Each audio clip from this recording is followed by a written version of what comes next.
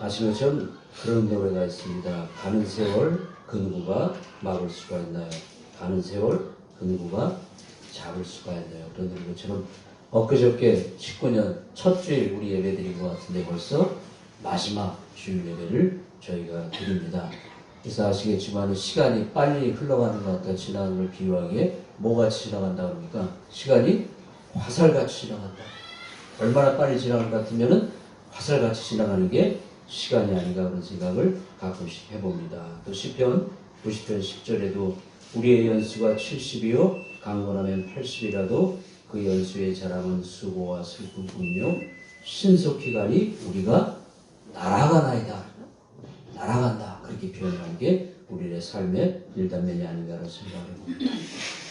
우리 한국에 정착하시면서 그거 느끼셨나 모르겠습니다. 신문이 일간지 신문에 보면 연말쯤 되면은 그 회사 규모에 따라서 광고를 했는데 뭘 광고를 했냐면 대차 대조표라고 그 기업이 1년 동안 장사를 얼마나 잘해가지고 수입을 이렇게 남고 재산이 얼마 그런 거를 갖다가 건실한 기업이면 신문에 이렇게 광고를 해요. 그 규모에 따라서 크게 내기도 하고 작게 내기도 하고 하여간 건실한 기업이면은 연말쯤 되면 그 대차 대조표를 이렇게 꼭 신문에 광고를 썼습니다. 그래서 그걸 보면은 이 회사가 1년 동안 장사를 이렇게 해서 수입이 얼마고 자산이 얼마고 어떻게 돌아가구나를 갖다가 저희들이 보면서 파악을 할 수가 있습니다. 근데 기업뿐만 아니라 우리 개인도 한 번쯤 연말에 나 자신의 대차 대조표를 한 번쯤 작성해 보는 것도 살아갈 때 도움이 안 되지 않나 생각을 하고 내가 일단 정말 어떻게 살았나 이렇게 내 뜻대로 사는 것이 아니라 하나님 보시기 합당한 그런 삶을 살아가지고 귀한 결실을 맺었나 아니면은 하나님 뜻과는 정반대의 반대의 길을 걸어가지고 하나님 보시기에도 부끄러운 초라한 연말 성적표를 남기지 않았나 한 번쯤 생각해 보는 게 연말은 좀 필요하지 않나 그런 생각을 해보게 됩니다. 안 믿는 사람들은 보통 믿지 않는 사람들 마찬가지로 연말에는 꼭 하는 게 한 해를 잊어버린다 그래서 뭘 합니까? 망연회를 해요. 망연. 저런 생각을 해보니까 잘한 것보다는 부끄러운 게 좀 더 많은 것 같아요. 그래서 그 한 해를 잊어버리겠다 그래가지고 망연회라는 걸 갖다가 곳곳에서 이렇게 친구들끼리 모이서 하고 직장 동료들끼리 모르고 가서 여러 방면에 망연회를 합니다. 그러면 빠질 수 없는 게 꼭 뭐예요? 술을 꼭 마셔요. 한 해를 잊어버리겠다 그래가지고 북한에도 그런 말 쓰나 모르겠습니다. 코가 삐뚤어지도록 마신다. 북한에서 그런 말 해요? 목사님? 술하고는 전혀 몰라서 잘 몰라요. 그러니까 우리는 그런 말 합니다. 코가 삐뚤어지도록 한번 먹어서 한 해를 다 잊어버리겠다고 해서 말말 진짜 오늘부터 해서 한 몇십 동안 많은 사람들이 술과 함께 시간들을 보냅니다. 그런데 우리 경험에 의하면은 코가 삐뚤어지도록 곱빼기를 마신다 하더라도 그 아픔들이 잊어집니까? 그렇지 않은 것 같아요. 오히려 사고도 많이 일어나고 개인적인 실수도 많이 하고 몸도 피곤하고 몸살 나서 더 어려움을 겪는 게 망연의 결과가 아닌가 하는 생각을 해보게 됩니다. 그 안 믿는 사람들이 그렇게 하지만 우리 믿는 사람은 다른 방향으로 한 해를 정리하는 게 필요하지 않나 생각이 들어요. 믿지 않는 사람은 술과 함께 잊어버리려고 하지만 우리는 그런 것이 아니라 하나님 앞에 십자가 앞에서 지난 1년을 되돌아보면서 한 해를 정리하는 모습이 저희에게 좀 더 복된 길을 가는 지름길이 아닌가 생각을 해봅니다. 아시는 것처럼 윤동주라는 분의 서시라는 시가 있습니다. 그 시의 첫 부분에 이런 말이 나옵니다. 죽는 날까지 하늘을 불어도 한 점 부끄러움이 없기를 입새에 있는 바람에도 나는 괴로워했다. 그런 구절이 나와요. 올 한 해를 가만히 생각을 해보면 하나님 말씀에 비춰볼 때 내가 잘한 것보다는 너무 부끄럽고 창피스럽고 얼굴을 들지 못하는 그런 일들이 더 많은 게 솔직한 우리의 모습이 아닌가 생각이 들어요. 내가 하나님에게 잘했습니다 칭찬받은 일만 했다기보다는 너무나 부끄럽고 안타깝게 짝이 없고 하나님 앞에 죄스러운 그런 모습이 더 많은 것이 우리들의 연말을 맞는 솔직한 모습이 아닌가 봅니다. 언제 한번 책을 봤더니 한자 수고에 이런 말이 있더라고요. 음회세위, 죄를 마시고 위를 씻어낸다. 그럼 뭡니까? 새롭게 모든 것을 다 씻어낸다는 그런 수고가 아닌가 생각이 들어요. 우리도 믿는 사람들은 연말쯤 되면 한 번쯤 하나님 말씀에 비춰보면서 내가 1년 동안 어떻게 살아왔나, 내가 과연 잘 살아왔나 못 살아왔나 한 번쯤 말씀에 비춰보면서 자신을 한 번쯤 되돌아보는 그런 시간을 마련하는 게 필요하지 않나 생각을 해봅니다. 이런 말이 있습니다. 후회를 최대한 활용하라. 깊이 후회한다는 것은 새로운 삶을 살아가는 것이다. 정말 우리 한 번쯤 하나님 앞에 회개, 참회의 눈물이 우리들에게 필요한 시간이 아닌가 이런 생각을 해봅니다. 그러면서 또 하나는 감사의 마음. 내가 그렇게 부끄럽게 짝이 없는 그런 삶을 살았음에도 불구하고 하나님께서는 나를 그때마다 책망하시기보다는 인도해 주시고 사랑해 주시고 선한 길로 인도해 주셨다는 그런 감사의 기도가 저에게 필요하지 않나 봅니다. 시편 94편 17절에 보면 이런 말이 있습니다. 여호와께서 내게 도움이 되지 아니하셨다면 내 영혼이 벌써 종막주에 처하였습니다. 여호와여 나의 발이 미끄러진다 말할 때 주의 인자하심이 나를 붙드셔서오며 내 속에 생각이 많을 때 주의 위안이 내 영혼을 즐겁게 하시나이다. 가만히 되돌아보면 내가 부끄러운 게 그렇게 많음에도 불구하고 그럼에도 불구하고 하나님의 은혜 가운데서 내가 한 해를 마무리할 수 있다는 그런 감사의 기도, 감사의 눈물이 저에게 필요하지 않나 하는 생각을 해보게 됩니다. 오늘 책을 보니까 이런 말이 있더라고요.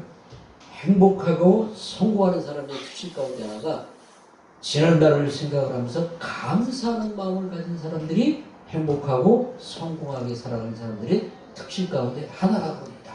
그건 일반적인 감사지만 우리는 하나님에 감사하는 마음을 갖고 연말을 맞이하는 마음이 저희들로 하여금 또 새로운 삶을 이어주는 그런 길이 아닌가 생각을 합니다. 그러면서 감사의 기도, 회개의 눈물과 함께 또 마지막 주일을 보면서 저희들이 필요한 것 가운데 하나는 내가 올 한 해도 이렇게 부끄럽게 살았지만은 하나님 은혜에 감사하면서 내년 새로운 2020년은 한번 새롭게 힘차게 정말 하나님 앞에 칭찬받는 그런 삶을 살겠다고 다짐하는 그런 다짐의 시간이 저에게 필요하지 않는 생각도 이렇게 해봅니다. 그래서 새 출발하겠다는 과거 청산의 지혜가 저희들에게 또 필요한 시간이 오늘 마지막 맞는 이 시간이 아닌가 생각을 해봅니다. 언제 한번 이게 또 우스갯소리 들리겠지만은 과거 청산하지 못해서 실패한 그 다른 여인은 있겠지만은 이런 말이 있습니다. 세상에서 가장 어려운 일은 새로운 아이디어를 수용하는 것이 아니라 과거의 아이디어를 잊는 것이다. 새로운 뭔가보다는 과거의 실패 그런 걸 잊어버리고 새롭게 출발하고자 하는 다짐이 필요하다는 거죠. 오늘 본문 말씀 읽지 않았지만은 과거 청산에 실패한 대표적인 예가 롯의 아내가 아닌가 생각이 들어요. 아신 것처럼 소돔과 고모라를 멸망하시는 하나님께서는 롯의 가정을 구원하여 주시기 위해서 이제 거기서 이제 떠나라고 얘기하시면서 당부한 말씀이 한 가지가 있습니다. 어떠한 일이 있더라도 뭐라 그러세요? 뒤를 돌아보지 말라 그래요. 뒤를 돌아보지 말고 너는 앞으로 가라고 얘기하는데 다른 사람은 다 그 약속의 마음을 지키지만은 단 한 사람 실패한 사람이 있습니다. 롯의 아내는 뒤에서 우르르 쾅쾅 그러니까 도저히 궁금해서 견딜 수 없어서 뒤를 살짝 돌아봐요. 뭐가 됩니까? 소금기둥. 너는 과거를 청산하고 앞으로 가로만 얘기를 하나님께서 말씀하셨는데 롯의 아내는 뒤를 돌아보므로 소금기둥이 되고 말았다는 그런 성경 말씀이 저에게 준 그 지혜가 있지 않나 생각을 합니다. 과거 청산에 실패한 일. 그다음에 반대로 성공한 예는 둘째 아들의 비유, 이 탐자의 비유가 아니었습니다. 그 둘째 아들이 아버지의 재산을 다 들고 먼 타국에 가서 다 그 재산 다 털어먹고 온갖 어려움을 겪다가 마지막에 그 아들이 후회하고는 누구한테 돌아갑니까? 아버지에게 돌아가요. 과거를 다 잊어버리고 내 아버지께 돌아가면 아버지께서 나를 반겨줄 수 있다는 그런 약속의 말씀 듣고 아들은 아버지께로 돌아가서 과거 청산에 성공을 합니다. 이 두 사람의 예가 저에게 주는 지혜가 있지 않나 생각합니다. 야고보 4장 14절에 이런 말씀이 있습니다. 내일 일을 너희가 알지 못하는도다. 너희 생명이 무엇이뇨? 너희는 잠깐 보이다가 없어지는 안개니라. 이렇게 말씀입니다. 우리가 인생 70, 80, 요즘은 건강하면 90, 100세까지 살지만은 사실 되돌아보면 우리 산다는 게 이게 어찌 보면 별거 아닌 것 같은 그런 모습이 될 수도 있는데 저희는 엄청난 뭔가 있다고 생각하고 착각하면서 살아가는 모습들이 저희들이 아닌가 생각이 들어요.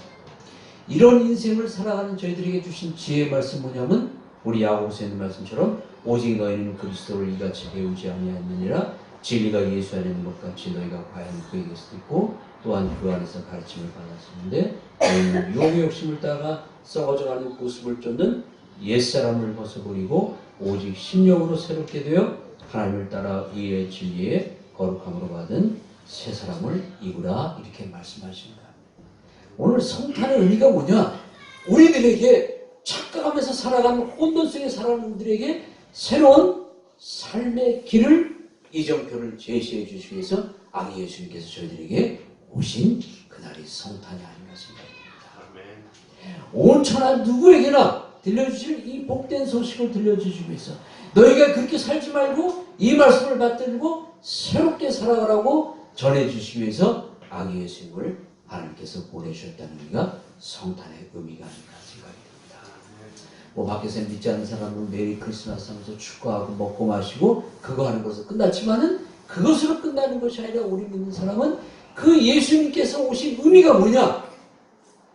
이 안개 같은 인생을 살아가는 우리들에게 삶의 새로운 길을 제시해 주기 위해서 이정표를 보여주시기 위해서 그 예수님을 저희들에게 보여주셨다는 그 의미가 있다고 생각합니다.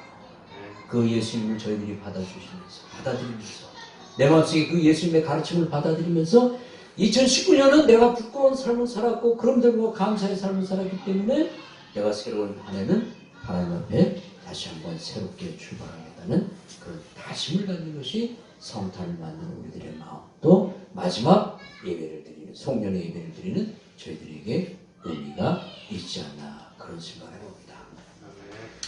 제가 얼마 전에 우연히 그런 노래를 들었습니다. 그 요즘 인기 있는 그 TV에 잘 나오는 뭐라고 표현해야 되나요? 유재석 씨 있죠.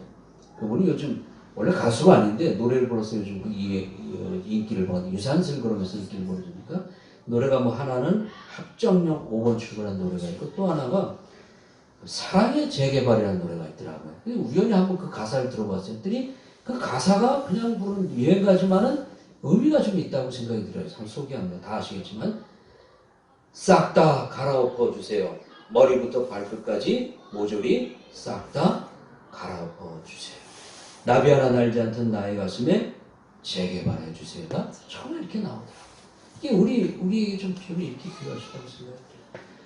나의 삶이 하나님 보시기에 부끄러운 삶, 제대로 말씀대로 살지 못했던 그런 삶을 살았지만 한번 이 말처럼 정말 내 머리부터 발끝까지 한번 전부 다 한번 말씀으로 갈아엎어버리고 아기 예수님의 성탄의 의미를 내가 새롭게 한번 받아들이면서 2019년을 정리하고 2020년 새해를 한번 맞아보겠다는 그런 다짐이 오늘 있으면 아마 오늘 마지막 성령 예배의 의미가 있지 않나 생각이 듭니다. 이런 은혜가 저도 마찬가지고 여러분 모두에게 함께 하시기를 예수님으로 축원드립니다.